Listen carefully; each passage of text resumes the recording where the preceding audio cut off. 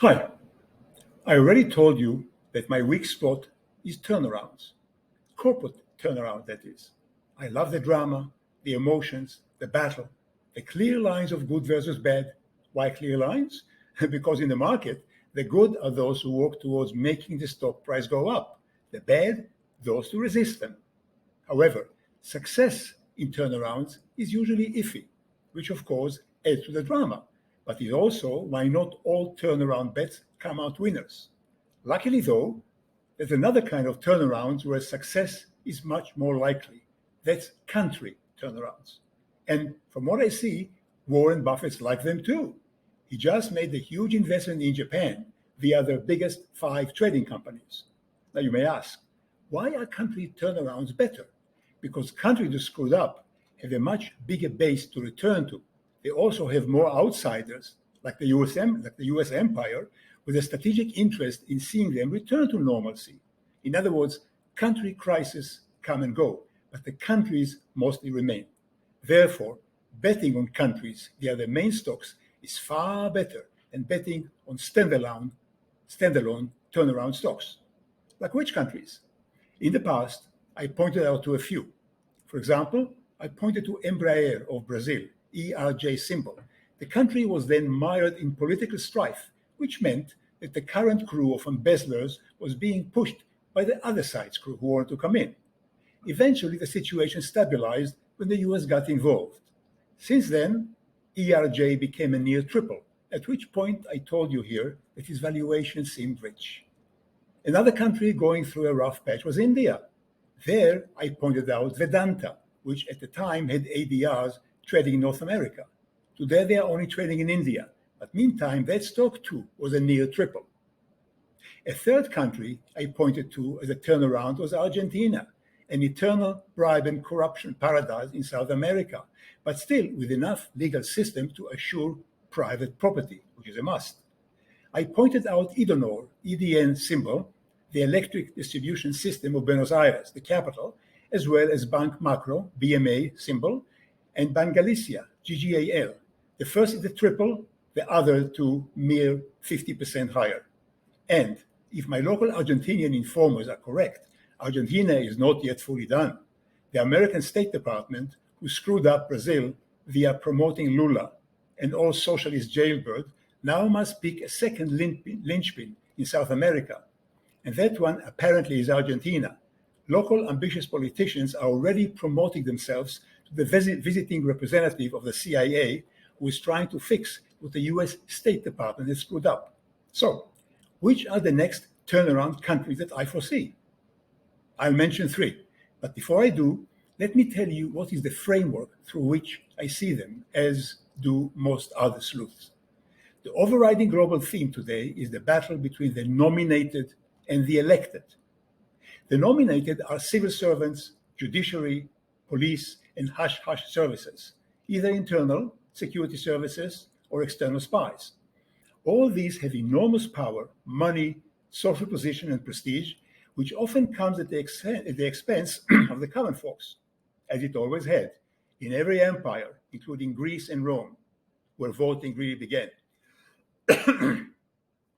The elected, of course, are elected by the common folks, who every now and then choose rough champions like Trump, yes, to take back some power, money, position away from the nominated. The nominated, of course, resist, often crying that the elected are populist, vulgar, ignorant, or just plain dangerous. Just as besieged corporate management views the likes of Carl Icahn or Bill Ackman. This battle between the nominated and the elected is fierce and often uses deliciously underhanded tactics. I won't go into them. But because the press and the internet are mostly in the hands of the nominated, only faint echoes of this titanic battle comes through. However, if you know how to read this battle, you can take the money of those who don't. Which brings me again to country turnarounds. A year or two ago, Argentina fell clearly into the turnaround camp, where the corrupt leaders were sued by Paul Singer, a hedge fund manager, in external country courts and forced a cleanup. I have seen this happen twice before in Argentina. The first time, In the early 1980s, I bought Telecom Argentina, TEO symbol, at EV to EBITDA ratio of 0.5, yet 0.45 times. The stock then became a triple, and I sold happily. Stupid me. It went up 15-fold. I learned my lesson, though. Now Edenor, EDN, is already a triple, and the question is, will it go any higher? I think it's worth another triple, maybe more, or maybe not. Do your own sleuthing. So which are other turnaround countries I see? Let me mention three in order of likelihood: France, Israel, and yes, Russia. France just passed a big pension reform. The law passed against riots, arson, and violence, which only proves there's plenty of value to fight about. In the future, Frenchmen and French women will now have to work 2 more years before they retire, which means that French corporations will benefit. And with Germany, which is basically bankrupt without any army or any resources, Germany is really gone. France is now Europe's leader. I'm not going to point to any French company that will benefit. Do your own sleuthing. I'll just remind you that the richest man in the world today is not an American, but a Frenchman. Yes, a Frenchman. Bernard Arnault, the chairman of LVMH luxury goods. Elon Musk is only second richest in the world. So that's the first one, France. The second is Israel. Yes, in Israel, the fight between the nominated and the elected is fiercest. In Israel, the Supreme Court, in a brazen act of legal piracy, put itself well above parliament, that's called the Knesset, canceling and making laws at will, in effect making itself into a dictator, and a racist one too. One result is that the legal system in Israel is one of the most cumbersome and slow in the Western world. Local lawyers tell me that enforcing an Israeli contract in court often costs a quarter of its value and takes years. Therefore, Israeli tech startups, often the toast of the world, often write into contracts that disputes among them be settled under UK or US laws, not Israeli law. Yes, local startups don't trust the local courts. Then, in the last election, the right won decisively with the promise to limit the Supreme Court unelected power. Within a day, the nominated and the delegates erupted into huge riots, almost French style. Yes, as big as France, which yes again means there's a lot of value to fight about. The question is, will the Israeli government succeed in limiting the powers of the unelected Supremes? And why should it matter to you as an investor?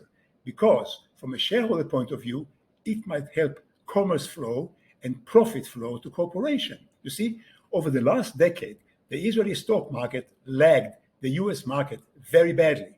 Just compare the Israeli market ETFs like the EIS or ISRA to the DIA, the Dow Jones ETF. This ratio line goes pitifully down, down, down. If the legal reform is enacted, however, then Israeli stocks, like Argentinian ones, are likely to blossom. Which ones? I already pointed out INMD, INMET, a few weeks ago, but there are others too. If the reform is enacted, I'll mention a few more, 1 or 2 with multi-bagger potential. So that's the second country. What's the third? It's a country where all investment today is impossible, and that's Russia. Right now, under Putin, there is no ownership in Russia because no one can enforce it. See my book, The Advanced Growth Investor, for the 3 rules of regular strong ownership. But if Putin ever goes, anywhere he goes, and a new civilized president comes in, Russia may present as big an opportunity as Argentina did a year or 2 ago, or Israel next year, maybe more. But why would a civilized president come in? Haven't all Russian presidents been thugs, except for Gorbachev? The answer is because Russia now is practically finished. Young people are running away, births are plunging, the industrial base is gone, and the Russian army is kaput. The only plus for Russia is that the US needs Russia deeply to keep the Russian Far East territories out of the hands of China. So eventually the US must remove the sanctions if the right president is elected in Russia, a civilized one that would use the money to benefit the people, not the oligarchs, and can even restore property rights. Like whom? The only one I can think about is the central banker, Elvira Sahibzadovna Nabulina. It's a long shot, but she is ever made Russia's president, the US will likely consider removing sanctions out of self-interest. Self-interest of the US, yes. Then I take a look at Russian stocks, which for the moment, though, are little more than toilet paper, just like Chinese stocks. And what about China? There, too, we may find opportunities one day in the future if and when China goes the way of East Germany, which means the government falls and the country becomes liberated.